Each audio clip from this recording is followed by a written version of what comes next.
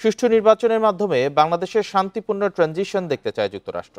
সকালে গুলশানে ঢাকায় নিযুক্ত আমেরিকার রাষ্ট্রদূত ট্রেসি অ্যান জ্যাকবসনের সাথে সাক্ষাৎ শেষে কথা জানান বিএনপির স্থায়ী কমিটির সদস্য আমির খসরু মাহমুদ চৌধুরী।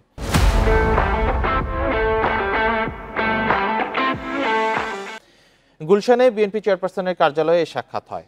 তারেক রহমান ও ডক্টর মোহাম্মদ ইউনূসের বৈঠকের পর নির্বাচনের দিনক্ষণ ঠিক হওয়ায় বাংলাদেশের সাথে অংশীদার সব রাষ্ট্র তাদের কর্মপরিকল্পনা ঠিক করছে বলেও জানান তিনি।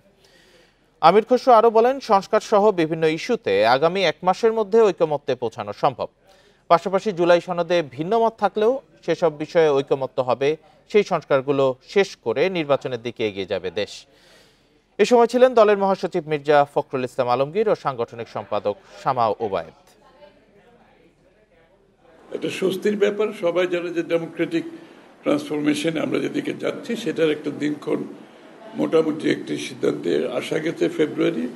এটা সকলের জন্য স্বস্তি, শুধু বাংলাদেশের ভিতরে তো না, বাংলাদেশে যারা পার্টনার আছে বিদেশে আমেরিকা সহ সবার জন্য একটা স্বস্তি। কারণ সবাই তো একটা এইসব ব্যাপারে একটা কর্ম পরিকল্পনা থাকে।